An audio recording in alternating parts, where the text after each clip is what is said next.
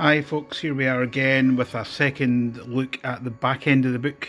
So this is the Hard Life Amongst the Stars, which is really a chapter looking at how things work within the universe. Got things like hypersleeping, faster than light speed, how things live in space. Again, we've got these kind of great kind of landscape double page pictures giving you a kind of taste of the universe and the look that they're obviously trying to get into the game, and which we know from the many films and properties that have been released for it. I've got to say the book feels quite premium. The pages are nice, thick paper. Again, don't know how the binding is going to survive after plenty of sessions, but as again, this all looks like really well, clean laid out. Lots of information here. They've actually went quite in depth with a little bit of the background as well, a bit more depth than I was expecting. We then move on to the spacecraft section. Lots of bakers again. We've got these kind of laid out double page pictures, components of starships, internal modules. Those of you used to games like Traveller and etc. will be used to these kind of starship construction rules. And then we move on to, again, one of the bits I really like is the fact they have went into giving us kind of pictures of some of the starships, some of them obviously more familiar than others. Again, with weapons information, so it looks like you can get a bit of space combat in there as well. Maintenance and upgrade of your ship. Again, here's the kind of common starship stuff. Shuttles, there's a Bison class vessel.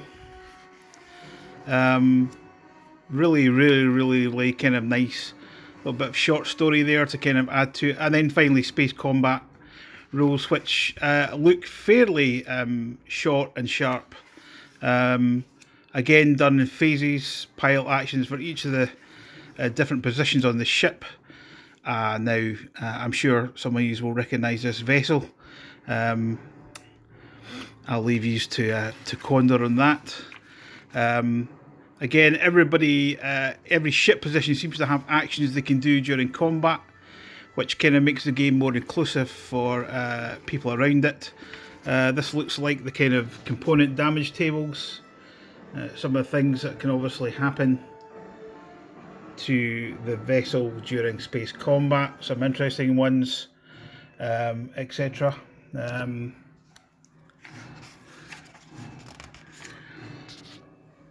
So again, not sure about the binding. There's a big kind of stitched binding down the middle there. Hope that survives the intake of game. I think I might actually buy myself a second copy, I suspect, or hopefully that the PDS will come through. So now we come to the game mother section. I'm not going to concentrate on this too much, but there's a stunning little picture there from the front end of what's going on. But yeah, lots of stuff here about the game's stuff on how to GM, stress and horror, which we've obviously talked about in the previous Chariots of the Gods, doing your NPCs. Again, while the book is quite thick in the game itself, the mechanics aren't particularly too crunchy. The game is really well laid out, nice and clean. I've been reading the first few chapters. Really quite impressed. Again, more background on the stuff, and they went into a bit of thing about the various powers that exist within the alien universe. Not something I've really ever kind of looked into too much. Again, the artwork every so often through the book just adds to the flavour. That just makes this, even just to own this book as a role-playing game, I think I'd be quite happy just to have.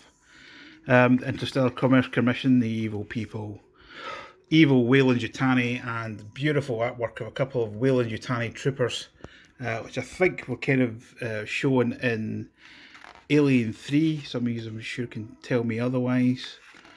Other corporations that have obviously been added possibly to the thing or from the wider universe. I'm not really a big fan of the comics and the various novels. Planetary systems. Various sectors of space. The outer veil. Everything's broken down into kind of little areas of the star map that I showed you on the first video. Fria 16, that sounds reasonably familiar. Yeah, this is looking really good. Again, you've still got these little bits of story and background stuff added in to give you some flavour to the whole thing. Again, we've got a fairly healthy kind of space section giving you flavour. A lot of the star systems that are in the setting. And yeah, really quite impressed. Again, a wee bit more about LV223. I wonder what's going to happen there.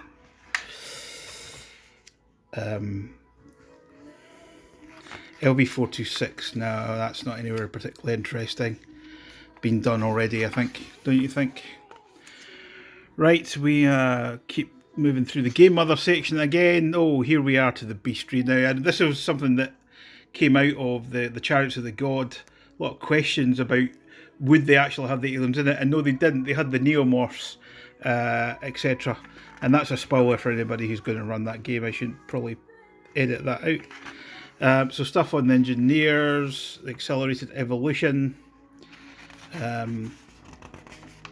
etc. Technology from the engineers themselves. Now we come to the xenomorphs. They're obviously probably going to be covered in quite a bit, given that's the theme of the game in general.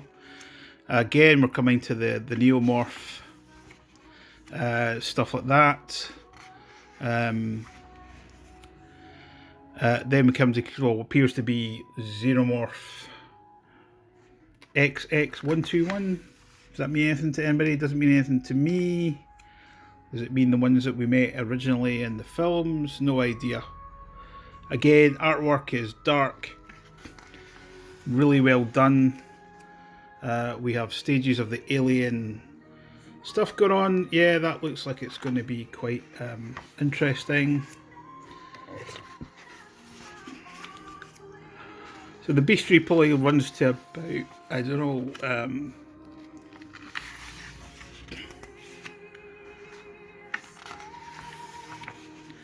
they certainly seem to have broken down the xenomorph into different almost classes with different abilities. I won't go into them too much. I don't want to spoil it for the players. But the xenomorphs are covered other quite well. And here we go with some other extrasolar species they're using. Again, you know, I'd probably be prone to making up my own rather than relying on the book. I want to give the players something to hatch on to. The Tanakan Scorpioids, there we go. That sounds relatively bad and evil and dangerous. Right, campaign play rules. I'm not going to concentrate on them too much, but I'm sure the framework is probably designed for much longer games. Colonial games. So campaign rules, okay. We have barely 3 pages on the campaign side. Okay, that's interesting. Right, creating star systems. Build your own star system. I'm sure you can probably come up with that in your head. But there's plenty of stuff on the internet for generating them if you don't want to generate using these tables. I'm a big Traveller player, so there's loads of random generators for digging up worlds quite quickly.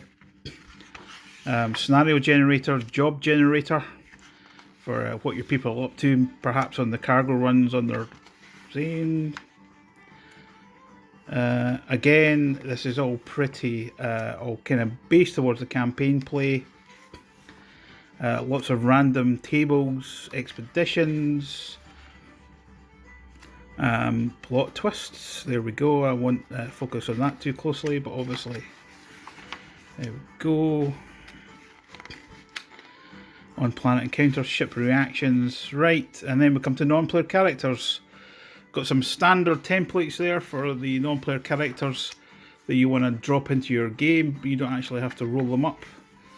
And then we move on to what appears to be a location rollout, and there are loads of maps. These are now available on the Fria Liga site, I believe, in a more printable and favourable format. So I suggest you go to the Free League site and download them, so you don't actually have to ruin your book. And then we come to Hope's Last Day, which is the starter scenario that's included in the book itself. So I'm going to skip through that because I don't want to spoil that for anyone else, because that's going to be kind of GM stuff. Some nice maps of Hadley's Hope you can download. So at the back of the book, we've got a space combat map that obviously is to be used in play. Looks like range bands between different starships to make it quite simplistic rather than have the long crunchy system. We've got the character sheets, which are downloadable from the Free League website, and hallelujah, we've got an index. That's great. Not going to mention any other previous games, but there are some big, thick, lovely books out there that come with no index, which really kind of infuriates me. So if you're looking for something quickly, well, you know, indexes are kind of like part of normal literature and book design. So there you go. Right, we're at the back end of the book. We've got, again, star map of the Middle Heavens. Again, looks quite colourful, quite nicely designed out. And then back to the book as well. I've got to say, I've only had this for, I don't know, 8 or 9 hours in between various things I've been up to. Had a quick chance to read the first 2 chapters.